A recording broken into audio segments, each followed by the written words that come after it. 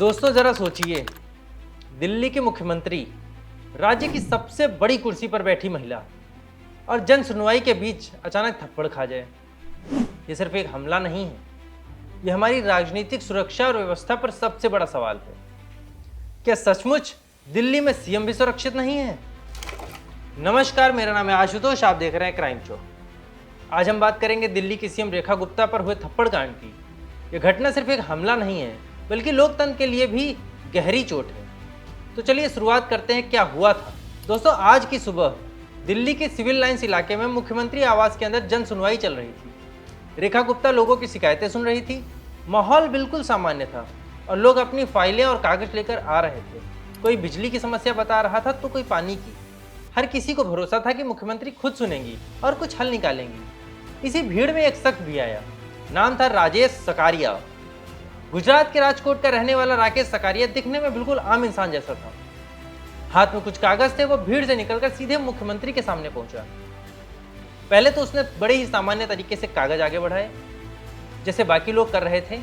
लेकिन अचानक किसी को समझ में आता उससे पहले उसने मुख्यमंत्री रेखा गुप्ता के चेहरे पर एक जोरदार थप्पड़ जड़ दिया। पूरा कमरा सन्न रह गया। लोग हैरान थे, आखिर ये क्या हुआ। किसी ने कहा उसने सीएम का हाथ खींचा, तो किसी ने कहा बाल पकड़ने की कोशिश की। सुरक्षा कर्मी कुछ सेकंड के लिए तो समझ ही नहीं पाए आखिर मामला क्या हुआ।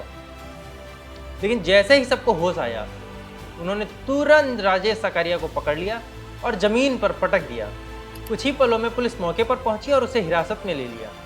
उधर मुख्यमंत्री रेखा गुप्ता को हल्की चोट लगी थी। चेहरे पर थप्पड़ की चोट और अचानक हुए हमले का सदमा दोनों साफ नजर आ रहे थे। सुरक्षा टीम ने उन्हें तुरंत अस्पताल पहुंचाया। डॉक्टरों ने जांच की और कहा कि अब वो पूरी तरह से सुरक्षित है, बस थोड़े सदमे में है। लेकिन सीएम ने अस्पताल से ही यह संदेश भेज दिया कि मैं जन सुनवाई बंद नहीं करूंगी। जनता से मिलना ही मेरी सबसे बड़ी ताकत है। अब सवाल ये उठने लगे थे कि हमला करने वाला शख्स कौन है। जांच में पता चला कि उसका नाम राजेश सकारिया है।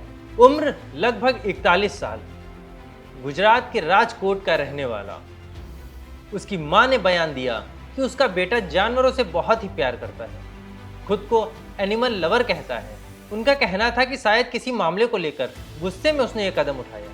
लेकिन पुलिस मान रही है कि इस घटना के पीछे कोई और वजह भी हो सकती, शायद कोई बड़ी साजिश। फिलहाल उससे पूछताछ जारी है।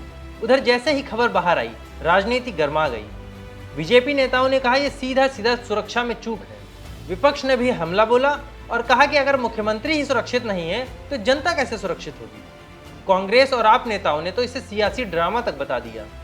उनका आरोप है कि यह सब जनता की सहानुभूति पाने के लिए किया गया, यानी एक थप्पड़ ने पूरी सियासी माहौल को हिला कर रख दिया। लेकिन सबसे बड़ा सवाल सुरक्षा का है। दिल्ली जैसे हाई प्रोफाइल इलाके में मुख्यमंत्री आवास के अंदर अगर कोई शख्स इस तरह घुसकर मुख्यमंत्री को थप्पड़ मार सकता है, तो सोचिए आम आदमी की सुरक्षा कैसी होगी। अब पुलिस कह रही है कि जन सुनवाई की सुरक्षा व्यवस्था को और मजबूत किया जाएगा। लेकिन यह घटना साफ कर गई कि सिस्टम में कहीं ना कहीं बड़ी खामी है। तो दोस्तों, रेखा गुप्ता पर हुआ यह हमला सिर्फ एक महिला मुख्यमंत्री पर हमला नहीं था। यह हमला लोकतंत्र के उस भरोसे पर था जो जनता और नेता को जोड़ता है। आज आरोपी जेल में है, जांच चल रही है, लेकिन इस घटना ने हर किसी के मन में एक सवाल छोड़ दिया। क्या वाकई हमारा नेता, हमारी जनता दोनों ही सुरक्षित हैं? आपकी क्या राय है, कमेंट कर हमें ज़रूर बताइएगा। मैं आशुतोष और देखते रहिए क्राइम चौक। धन्यवाद।